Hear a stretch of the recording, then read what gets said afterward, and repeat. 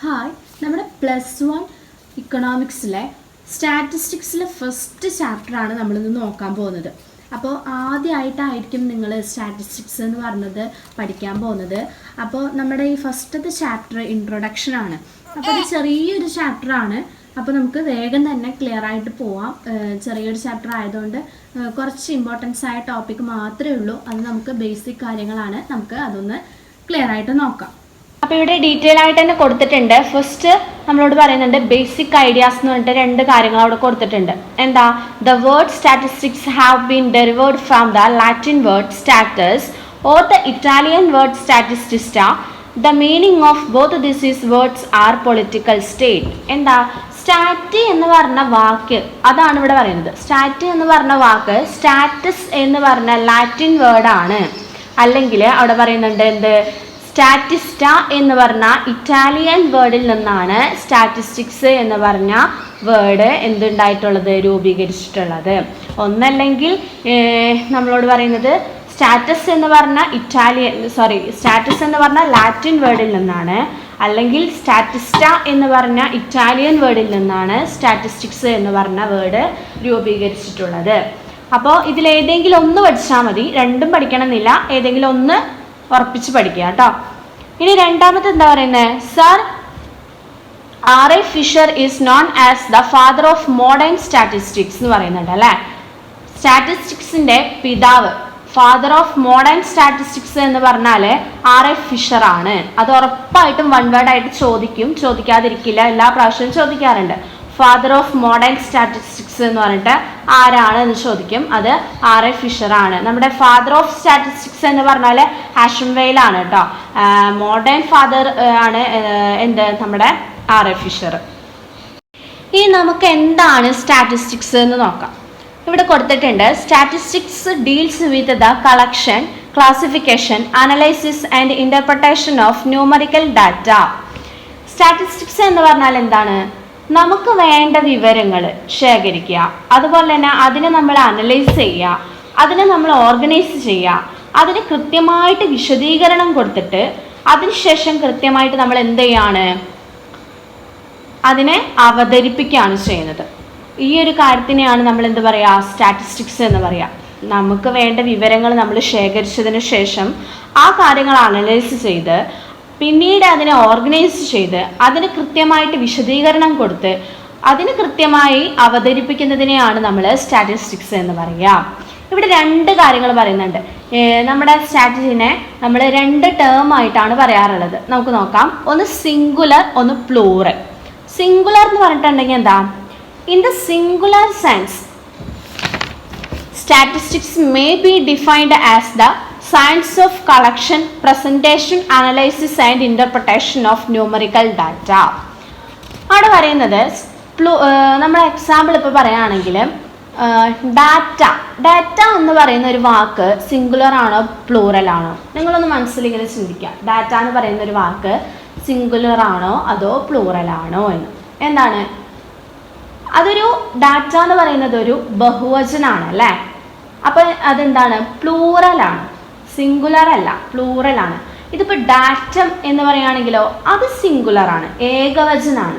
അപ്പോൾ ഡാറ്റം എന്ന് പറയുന്നത് സിംഗുലറും ഡാറ്റ എന്ന് പറയുന്നത് പ്ലൂറലുമാണ്. അപ്പോൾ സിംഗുലർ എന്ന് പറഞ്ഞാൽ എന്താണ്? സിംഗുലർ സെൻസിൽ സ്റ്റാറ്റി എന്ന് പറഞ്ഞാൽ നമ്മളിവിടെ ഉപയോഗിക്കുന്ന ടൂൾസുകളാണ്. അതായത് കളക്ഷൻ, ഡാറ്റയുടെ കളക്ഷൻ, അതിൻ്റെ പ്രസൻറ്റേഷൻ, അതുപോലെ തന്നെ അത് അനലൈസ് ചെയ്യുക, പിന്നീട് ഇൻ്റർപ്രിട്ടേഷൻ ചെയ്യുക. ഇതിനൊക്കെയാണ് നമ്മൾ എന്ത് പറയുന്നത്? സ്റ്റാറ്റി എന്ന് പറയുന്നത്. അപ്പോൾ ഈ കാര്യത്തിനെയാണ് നമ്മൾ സിംഗുലർ എന്ന് പറയുക. ഏകവചനത്തെയാണ് നമ്മൾ എന്ത് പറയുക? സിംഗുലർ എന്ന് പറയുക. അതുപോലെ തന്നെ നമ്മളോട് പറഞ്ഞു പ്ലൂറൽ പറഞ്ഞല്ലേ. എന്താ പ്ലൂറൽ എന്ന് പറഞ്ഞാൽ? Plural science statistics means numerical facts or observation collected with a defined purpose. Numerical facts systematically collected relating to any field of enquiry. In the other words, statistics in its plural sense refers to data. ഇവിടെ പറയുന്നത് plural എന്ന് പറയുന്നത് നമ്മളിപ്പോൾ നേരത്തെ പറഞ്ഞതുപോലെ നമ്മൾ ഈ പറഞ്ഞ സ്റ്റാറ്റി പഠിച്ചതിന് ശേഷം നമുക്ക് കിട്ടുന്ന വിവരങ്ങളുണ്ടല്ലോ, ആ ന്യൂമറിക്കൽ വിവരങ്ങളാണ്, സംഖ്യാപരമായ വിവരങ്ങളെയാണ് നമ്മൾ എന്ത് പറയുക, പ്ലൂറൽ എന്ന് പറയുക. നമ്മളിപ്പോൾ പഠിച്ച ഈ സ്റ്റാറ്റി അതിനുശേഷം നമുക്ക് കിട്ടുന്ന വിവരങ്ങൾ, എന്ത് വിവരങ്ങൾ, numerical facts systematically collected relating to any field of enquiry എന്ന് പറയുന്നുണ്ട്. നമുക്ക് കിട്ടുന്ന സംഖ്യാപരമായ വിവരങ്ങളുണ്ട്, ആ വിവരങ്ങളെയാണ് നമ്മൾ എന്ത് പറയുക, പ്ലൂറൽ എന്ന് പറയുക. ഇത്ര എടുത്തത് ക്ലിയർ ആണെന്ന് വിചാരിക്കുകയാണ്. നമ്മൾ 2 ബേസിക് ഐഡിയാസ് പറഞ്ഞു, അതുപോലെ തന്നെ സ്റ്റാറ്റിസ്റ്റിക്സ് എന്താണെന്ന് നമ്മൾ പറഞ്ഞു, അതിൽ സിംഗുലർ ടേമും നമ്മൾ പറഞ്ഞു, പ്ലൂറൽ ടേമും നമ്മൾ പറഞ്ഞു. ഇനി നമുക്ക് പറയാനുള്ളൊരു കാര്യമാണ് ഇക്കണോമിക് ഡാറ്റ എന്ന് പറഞ്ഞാൽ. എന്താ ഇക്കണോമിക് ഡാറ്റ എന്ന് പറഞ്ഞാൽ? 2 ടൈപ്പായിട്ടാണ് നമ്മൾ ഇക്കണോമിക് ഡാറ്റേനെ പറയുന്നത്. ഒന്ന് ക്വാണ്ടിറ്റേറ്റീവ് ഡാറ്റ എന്നും രണ്ടാമത് ക്വാളിറ്റേറ്റീവ് ഡാറ്റ എന്നും. ഫസ്റ്റ് വൺ പറയുന്നുണ്ട് ക്വാണ്ടിറ്റേറ്റീവ് ഡാറ്റ എന്നും. എന്താ ക്വാണ്ടിറ്റേറ്റീവ് ഡാറ്റ എന്ന് പറഞ്ഞാൽ? Classification of data based on the quantities that can be measured. Example എന്താ പറയണേ? Height, weight, income, price, tax etcetera. അവിടെ ബ്രാക്കറ്റിൽ ക്ലിയർ ആയിട്ട് കൊടുത്തിട്ടുണ്ട്, മെഷർമെന്റ് എന്ന് കൊടുത്തിട്ടുണ്ട് അല്ലേ. അതിൽ തന്നെ നമുക്ക് മനസ്സിലാക്കാം എന്താണ് ക്വാണ്ടിറ്റേറ്റീവ് ഡാറ്റ എന്ന് പറഞ്ഞിട്ടുണ്ടെങ്കിൽ എന്ന്. ക്വാണ്ടിറ്റേറ്റീവ് എന്ന് പറഞ്ഞിട്ടുണ്ടെങ്കിൽ നമുക്ക് എണ്ണാൻ പറ്റുന്ന ഡാറ്റയാണ് നമ്മൾ എന്ത് പറയുക, ക്വാണ്ടിറ്റേറ്റീവ് ഡാറ്റ എന്ന് നമ്മൾ പറയാം. അതാണ് എക്സാമ്പിൾ അവിടെ പറയുന്നത്. ഹൈറ്റ് നമുക്ക് എണ്ണാൻ പറ്റുന്ന കാര്യമാണ്, വെയിറ്റ് നമുക്ക് എണ്ണാൻ പറ്റുന്ന കാര്യമാണ്, അതുപോലെ ഇൻകം നമുക്ക് എണ്ണാൻ പറ്റുന്നതാണ്, പ്രൈസ്, അതുപോലെ ടാക്സ്, അതുപോലെ തന്നെ സിമ്പിളായിട്ട് പറയുകയാണെങ്കിൽ നമ്മുടെ കൈകാലുകളിലെ വിരലുകൾ അത് നമുക്ക് എണ്ണാൻ പറ്റുന്നതാണ് അല്ലേ, എത്രയാണ് എന്നത്. അപ്പോൾ എണ്ണാൻ പറ്റുന്ന അഥവാ മെഷർ ചെയ്യാൻ പറ്റുന്ന കാര്യങ്ങളെയാണ് നമ്മൾ എന്ത് പറയുക, ക്വാണ്ടിറ്റേറ്റീവ് ഡാറ്റ എന്ന് നമ്മൾ പറയുക. രണ്ടാമത്തതോ ക്വാളിറ്റേറ്റീവ് ഡാറ്റയാണ് അല്ലേ. അവിടെ പറയുന്നുണ്ട് classification of data based on qualities or attributes. അവിടെ ക്വാളിറ്റേറ്റീവ് ഡാറ്റ എന്ന് പറഞ്ഞാൽ നമുക്ക് മെഷർ ചെയ്യാൻ പറ്റാത്ത, നോൺ മെഷറബിൾ എന്ന് കൊടുത്തിട്ടുണ്ട്. നോൺ മെഷറബിൾ എന്നാണ് ഇതിനെ പറയുക. അങ്ങനെയുള്ളതിനെയാണ് നമ്മൾ എന്ത് പറയുക, ക്വാളിറ്റേറ്റീവ് ഡാറ്റ എന്ന് പറയുക. നമുക്ക് മെഷർ ചെയ്യാൻ പറ്റാത്ത, നമുക്ക് എണ്ണാൻ പറ്റാത്ത ഡാറ്റകളെയാണ് നമ്മൾ ക്വാളിറ്റേറ്റീവ് ഡാറ്റ എന്ന് നമ്മൾ പറയുക. ഇനി നമുക്ക് പറയാനുള്ള NB ക്വസ്റ്റ്യൻ ആണ് എന്ത്, importance or uses of statistics in economics എന്ന് പറയുന്നത്. ഇത് ഷുവർ ക്വസ്റ്റ്യൻ ആണ്, എക്സാമിന് എന്തായാലും വരും. ഇതിൽ 8 പോയിന്റാണ് നമ്മളിപ്പോൾ പറയാൻ പോകുന്നത്. അതിൽ മിനിമം ഒരു 5 പോയിന്റ് എങ്കിലും നിങ്ങൾ പഠിച്ചിട്ടുണ്ടായിരിക്കണം കേട്ടോ. ഫസ്റ്റ് വൺ നമുക്ക് നോക്കാം. It is helpful to present economics facts in a precise and defined form എന്ന് പറയുന്നുണ്ട് അല്ലേ. അവിടെ എന്താ പറയുന്നത്, ഈ പറയുന്ന ഇക്കണോമിക് കാര്യങ്ങൾ പ്രസന്റ് ചെയ്യാൻ നമുക്ക് എന്ത് ചെയ്യാൻ പറ്റും, സ്റ്റാറ്റിസ്റ്റിക്സ് ഉപയോഗിച്ചുകൊണ്ട് നമുക്ക് ചെയ്യാൻ വേണ്ടി പറ്റും എന്നാണ് അവിടെ പറയുന്നത്. രണ്ടാമത്തത് അവിടെ പറയുന്നുണ്ട് it is helpful in condensing mass data into a single എന്ന് പറയുന്നുണ്ട്. അവിടെ വലിയൊരു കാര്യത്തിന് നമുക്കൊരു ചെറിയ കാര്യമാക്കി പറയാൻ പറ്റും. എന്തുപയോഗിച്ചുകൊണ്ട്? സ്റ്റാറ്റിസ്റ്റിക്സ് ഉപയോഗിച്ചുകൊണ്ട് വലിയൊരു കാര്യത്തിനെ നമുക്കൊരു ചെറിയ കാര്യമാക്കിയിട്ട് പറയാൻ വേണ്ടി പറ്റും. അതുപോലെ തന്നെ അണ്ടർസ്റ്റാൻഡ് ആൻഡ് ഇക്കണോമിക് പ്രോബ്ലംസ് എന്ന് പറയുന്നുണ്ട്. സാമ്പത്തിക പ്രശ്നങ്ങൾ മനസ്സിലാക്കാൻ വേണ്ടിയിട്ട് സ്റ്റാറ്റി ഉപയോഗിക്കാൻ നമുക്ക് പറ്റും. അതുപോലെ തന്നെ നാലാമത്തെ കാര്യം എന്താ പറയുന്നത്, it is helpful to find out the causes of economic problems എന്ന് പറയുന്നുണ്ട് അല്ലേ. നമ്മൾ ഈ പറഞ്ഞ ഇക്കണോമിക് പ്രോബ്ലംസുകളുണ്ടല്ലോ, അതിൻ്റെ കാരണങ്ങൾ അത് കണ്ടെത്താൻ വേണ്ടിയിട്ട് നമുക്ക് സ്റ്റാറ്റി ഉപയോഗിക്കാൻ പറ്റുമെന്നാണ് അവിടെ പറയുന്നത്. ഫോർമുലേറ്റ് സ്യൂട്ടബിൾ ഇക്കണോമിക് പോളിസീസ് എന്താ പറയുന്നത്, ഇത് സഹായമാണ് എന്തിന്, ഈ പറഞ്ഞ സാമ്പത്തിക നയങ്ങൾ രൂപീകരിക്കാൻ വേണ്ടിയിട്ട് നമുക്ക് സഹായകമായ കാര്യമാണ് ഈ സ്റ്റാറ്റിസ്റ്റിക്സ് എന്ന് പറയുന്നത്. അതുപോലെ തന്നെ it is helpful in finding relationship between different economic factors എന്ന് പറയുന്നത്. നമ്മുടെ സാമ്പത്തികമായിട്ടുള്ള ബന്ധമായിട്ടുള്ള പല കാര്യങ്ങളും തമ്മിലുള്ള ബന്ധം നമുക്ക് കണ്ടുപിടിക്കാൻ സ്റ്റാറ്റിസ്റ്റിക്സ് ഉപയോഗിച്ചുകൊണ്ട് പറ്റും. It's helpful to predict future trends and changes in the economy എന്ന് പറയുന്നുണ്ട് അല്ലേ. നമ്മുടെ ഫ്യൂച്ചറിലെ ട്രെൻഡ് പ്രെഡിക്റ്റ് ചെയ്യാൻ വേണ്ടിയിട്ട് ഭാവിയിലെ എന്തായിരിക്കും ട്രെൻഡ് എന്ന് നമുക്ക് പ്രെഡിക്റ്റ് ചെയ്യാൻ വേണ്ടിയിട്ട് നമുക്ക് സ്റ്റാറ്റ് ഉപയോഗിക്കാൻ പറ്റുമെന്നാണ് ഇവിടെ പറയുന്നത്. അതുപോലെ തന്നെ പറയുന്നുണ്ട് ഫോർമുലേറ്റ് പ്ലാൻസ് ആൻഡ് പോളിസീസ് എന്ന് പറയുന്നുണ്ട് അല്ലേ. പ്ലാനുകളും പോളിസികളും ഒക്കെ തയ്യാറാക്കാൻ വേണ്ടിയിട്ട് നമുക്ക് സ്റ്റാറ്റ് ഉപയോഗിക്കാൻ പറ്റും. അപ്പോൾ ഈ കാര്യങ്ങളൊക്കെ പറഞ്ഞത് നമ്മുടെ എന്താണ് importance or users of statistics in ഇക്കണോമിയാണ്. അപ്പോൾ ഇതേ കാര്യം നമ്മളോട് എങ്ങനെയും ചോദിക്കാം, റിലേഷൻഷിപ്പ് ബിറ്റ്വീൻ ഇൻ ഇക്കണോമിക്സ് എന്ന് നമ്മളോട് ചോദിക്കാം. അടുത്തത് എന്താ, ഫങ്ഷൻസ് ആണ്. സ്റ്റാറ്റിസ്റ്റിക്സിൻ്റെ ഫങ്ഷൻസ് ആണ് നമുക്ക് പഠിക്കാനുള്ളത്. ഒരു 5 പോയിന്റ് ഉണ്ട്, നമുക്ക് നോക്കാം. ഫസ്റ്റ് വൺ എന്താ പറയുന്നത്, സ്റ്റാറ്റിസ്റ്റിക്സ് സിംപ്ലിഫൈസ് എന്ന് പറയുന്നുണ്ട് അല്ലേ. കാര്യങ്ങൾ എന്ത് ചെയ്യുന്നു, സിംപ്ലിഫൈ ചെയ്യുന്നു. അതുപോലെ തന്നെ statistics presents facts in a defined and precise forms എന്ന് പറയുന്നുണ്ട്.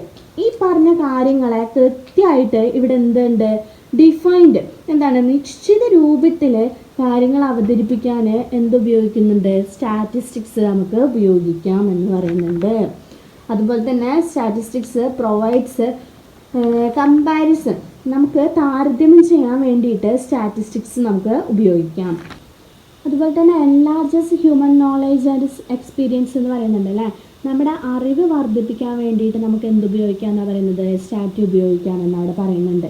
അതുപോലെ തന്നെ ലാസ്റ്റ് പോയിന്റ് എന്താ പറയുന്നത്, നമുക്ക് നയങ്ങൾ രൂപീകരിക്കാൻ, അതുപോലെ തന്നെ എന്താ പറയുക, ഈ സിദ്ധാന്തങ്ങൾ അത് തെറ്റാണോ അല്ലെങ്കിൽ ശരിയാണോ എന്നൊക്കെ നമുക്ക് തെളിയിക്കാൻ വേണ്ടിയിട്ട് നമ്മുടെ ഉപയോഗിക്കാം, സ്റ്റാറ്റ് നമുക്ക് ഉപയോഗിക്കാം എന്നാണ് ലാസ്റ്റത്തെ പോയിന്റ് നമ്മൾ പറയുന്നത്. അപ്പോൾ നമ്മൾ ഫസ്റ്റ് പറഞ്ഞു സിംപ്ലിഫൈസ് ആണെന്ന് പറഞ്ഞു. അതുപോലെ തന്നെ നമ്മൾ പറഞ്ഞ കാര്യങ്ങളൊക്കെ കൃത്യമായിട്ട് നിശ്ചിത രൂപത്തിൽ നമുക്ക് അവതരിപ്പിക്കാൻ പറ്റും സ്റ്റാറ്റ് ഉപയോഗിച്ചിട്ടെന്ന് നമ്മൾ പറഞ്ഞു. അതുപോലെ സ്റ്റാറ്റ് നമ്മുടെ താരതമ്യം ചെയ്യാൻ വേണ്ടിയിട്ട് നമുക്ക് ഉപയോഗിക്കാമെന്ന് പറഞ്ഞു. അതുപോലെ തന്നെ എൻലാർജസ് ഹ്യൂമൻ നോളേജ്, അറിവ് വർദ്ധിപ്പിക്കാൻ വേണ്ടിയിട്ട് നമുക്ക് സ്റ്റാറ്റ് ഉപയോഗിക്കാമെന്ന് പറഞ്ഞു. അതുപോലെ തന്നെ നമ്മൾ പറയുന്ന നയങ്ങൾ രൂപീകരിക്കൽ, അതുപോലെ തന്നെ സിദ്ധാന്തങ്ങൾ തെറ്റാണോ ശരിയാണോ എന്നൊക്കെ നമുക്ക് തെളിയിക്കാൻ വേണ്ടിയിട്ട് സ്റ്റാറ്റ് ഉപയോഗിക്കാം. ഇനി നമുക്ക് പറയാനുള്ളതാണ് ഒഫീഷ്യൽ സ്റ്റാറ്റിസ്റ്റിക്കൽ ഇൻസ്റ്റിറ്റ്യൂഷൻസ്. ഇത് നിർബന്ധമായിട്ട് പഠിച്ചിരിക്കണം. ഈ 1 വേർഡ് ക്വസ്റ്റ്യൻസിലൊക്കെ നമ്മളെ MOSPI എന്ന് പറയുന്നതിൻ്റെയൊക്കെ ഫുൾ ഫോമുകളൊക്കെ ചോദിക്കും. അപ്പോൾ നമ്മുടെ ഇന്ത്യയിലെ സ്റ്റാറ്റിനെ കുറിച്ച് പഠിക്കുന്ന കുറച്ച് സ്ഥാപനങ്ങളുണ്ട്, അതാണ് നമ്മളിപ്പോൾ പറയാൻ പോകുന്നത്. അപ്പോൾ അതിലൊന്നാമതാണ് നമ്മൾ പറഞ്ഞത് MOSPI എന്ന് പറയുന്നത്. അതിലെന്താ പറഞ്ഞിട്ടുള്ളത്, ഒന്നാമത്തത് ഇതിൻ്റെ എല്ലാത്തിനെയും കൺട്രോൾ ചെയ്യുന്ന ഇന്ത്യയിലെ മന്ത്രാലയമാണ് എന്ത്, ministry of statistics and programme implementation എന്ന് പറയുന്നത്. അതുപോലെ തന്നെ ഇതിൻ്റെ മിനിസ്റ്റർ ആരാണെന്ന് അവിടെ പറയുന്നത് രാജാറാവ് ഇന്ദ്രജിത്ത് സിംഗ് ആണ്. ഇതിൻ്റെ കീഴിൽ പ്രധാനമായിട്ടും ഒരു സ്ഥാപനമാണ് നാഷണൽ സ്റ്റാറ്റിസ്റ്റിക്സ് ഓഫീസും NSO എന്ന് പറയും. അതുപോലെ തന്നെ CSOയും വരുന്നുണ്ട് അല്ലേ. എന്താണ്, സെൻട്രൽ സ്റ്റാറ്റിസ്റ്റിക്കൽ ഓഫീസാണ്. അപ്പോൾ നമുക്ക് ഡീറ്റെയിൽ ആയിട്ട് നോക്കാം. അവിടെ കൊടുത്തിട്ടുണ്ട് NSO അതുപോലെ തന്നെ CSO. അതിന് ഫസ്റ്റ് പറയുന്നത് CSO, സെൻട്രൽ സ്റ്റാറ്റിസ്റ്റിക്കൽ ഓഫീസ് എന്നാണ് പറയുന്നത്. അപ്പോൾ CSO is one of the branches of NSO. The CSO is responsible for the coordination of statistical activities in the country and for developing and maintaining the statistical standards. The activities of CSO are complementation of national accounts. ഇതിലെന്താ പറയുന്നത്, CSOൻ്റെ കാര്യത്തിൽ CSOൻ്റെ ആസ്ഥാനം എവിടെയാണെന്നാണ് പറയുന്നത്, ന്യൂഡൽഹിയിലാണെന്ന് പറയുന്നുണ്ട് അല്ലേ. അതുപോലെ തന്നെ ഇന്ത്യയിലെ പ്രധാനപ്പെട്ട എല്ലാ സ്റ്റാറ്റിസ്റ്റിക്കൽ ആക്ടിവിറ്റികളും എല്ലാ കാര്യങ്ങളും പറഞ്ഞു കൊടുക്കുന്നത് CSO ആണ്. അതുപോലെ തന്നെ CSO ആണ് നമ്മുടെ ഇന്ത്യയിലെ ഈ പറയുന്ന ഇൻഡെക്സുകൾ, ഇൻഡെക്സ് ഓഫ് ഇൻഡസ്ട്രിയൽ, അതുപോലെ തന്നെ index of consumer, index of price, അങ്ങനെ തുടങ്ങിയ എല്ലാ ഇൻഡെക്സുകളും കണ്ടെത്തുന്നത് ഈ CSO ആണെന്നാണ് ഇവിടെ പറയുന്നത്. അതുപോലെ തന്നെ നെക്സ്റ്റ് ആണ് നാഷണൽ സാമ്പിൾ സർവേ ഓഫീസ്. നമ്മൾ നേരത്തെ പറഞ്ഞു NSSO. അതെന്താ പറയുന്നത്, ലാർജസ്റ്റ് ഓർഗനൈസേഷൻ ഇൻ ഇന്ത്യ എന്ന് പറയുന്നുണ്ട് അല്ലേ. കണ്ടക്ടിങ് റെഗുലർ സോഷ്യൽ ഇക്കണോമിക് സർവീസുകളാണ് അവിടെ ഉള്ളത്. ഈ ലാസ്റ്റ് വണ്ണാണ് ഇന്ത്യൻ സ്റ്റാറ്റിസ്റ്റിക്കൽ ഇൻസ്റ്റിറ്റ്യൂട്ട് എന്ന് പറയുന്ന ISI. അവിടെ എന്താ പറയുന്നത്, റിസർച്ച് പറയുന്നുണ്ട്, ടീച്ചിങ് പറയുന്നുണ്ട്, ആൻഡ് ആപ്ലിക്കേഷൻ ഓഫ് സ്റ്റാറ്റിസ്റ്റിക്സ് ആണ്, നാച്ചുറൽ സയൻസ് ആൻഡ് സോഷ്യൽ സയൻസുകളാണ്. അതുപോലെ തന്നെ professor PC Mahalanobis is known as the father of Indian statistics എന്ന് പറയുന്നുണ്ട്. അതുപോലെ his birthday June 29 is celebrated as the national statistics day in India എന്ന് പറയുന്നുണ്ട്. The journal of statistics published by ISI is Sankhya. ഇവിടെ എന്താ പറയുന്നത്, നമ്മുടെ ISI എന്ന് പറയുന്നത് സ്ഥാപിച്ചത് ആരാണ്? PC മഹ്ലാനോബിസ് എന്നാണ്. അപ്പോൾ അദ്ദേഹത്തെയാണ് നമ്മൾ ഫാദർ ഓഫ് ഇന്ത്യൻ സ്റ്റാറ്റിസ്റ്റിക്സ് എന്ന് അറിയപ്പെടുന്നത്. അതുപോലെ അവിടെ പറയുന്നത് June 29 is celebrated as the national statistics day in India. June 29 എന്ത് ചെയ്തു? നമ്മുടെ നാഷണൽ സ്റ്റാറ്റിസ്റ്റിക്സ് ഡേ ആയിട്ടാണ് സെലിബ്രേറ്റ് ചെയ്യുന്നത്. ഈ ISIയുടെ പബ്ലിക്കേഷൻ്റെ പേരാണ് എന്ത്? സംഖ്യ എന്ന് പറയുന്നത്. അവിടെ ലാസ്റ്റ് കൊടുത്തിട്ടുണ്ട്, journal of statistics published by ISI is the Sankhya. അപ്പോൾ ഇന്ത്യൻ സ്റ്റാറ്റിസ്റ്റിക്കൽ ഇൻസ്റ്റിറ്റ്യൂട്ട് ക്ലിയർ ആയെന്ന് വിചാരിക്കുകയാണ്. നമ്മൾ 3 കാര്യമാണ് പറഞ്ഞത്, CSO, NSSO, അതുപോലെ തന്നെ ISI ആണ് പറഞ്ഞത്. ഈ 3 ഇൻസ്റ്റിറ്റ്യൂട്ടുകളും ഒന്ന് വായിച്ച് നോക്കാം, ഫുൾ ഫോം ക്ലിയർ ആയിട്ട് പഠിച്ചു വയ്ക്കുക. അപ്പോൾ നമ്മുടെ ഈ ഫസ്റ്റത്തെ ചാപ്റ്റർ ഇവിടെ ക്ലോസ് ചെയ്തിട്ടുണ്ട്, കഴിഞ്ഞു. ഇതൊരു ചെറിയ ചാപ്റ്ററാണ്, നമ്മൾ ആദ്യം പറഞ്ഞ പോലെ തന്നെ. അപ്പോൾ ഇത്രയും പറഞ്ഞ കാര്യങ്ങൾ ക്ലിയർ ആയിട്ട് നോക്കിയിട്ട് പോവുക. ഇമ്പോർട്ടൻ്റ് പറഞ്ഞ കാര്യങ്ങൾ ഇമ്പോർട്ടൻ്റ് ആയിട്ട് തന്നെ പഠിക്കാം. അപ്പോൾ ഇനി നെക്സ്റ്റ് ചാപ്റ്ററായിട്ട് നമ്മൾ അടുത്ത വീഡിയോയിൽ വരുന്നതായിരിക്കും. ആദ്യമായിട്ടാണ് വീഡിയോ കാണുന്നതെങ്കിൽ സബ്സ്ക്രൈബ് ചെയ്യുക, ലൈക്ക് ചെയ്യുക, ബെൽ ബട്ടണും കൂടി ക്ലിക്ക് ചെയ്യുക. എന്നാലാണ് ഞാനിടുന്ന വീഡിയോസ് നോട്ടിഫിക്കേഷൻസ് നിങ്ങൾക്ക് കിട്ടുള്ളൂ. Thank you.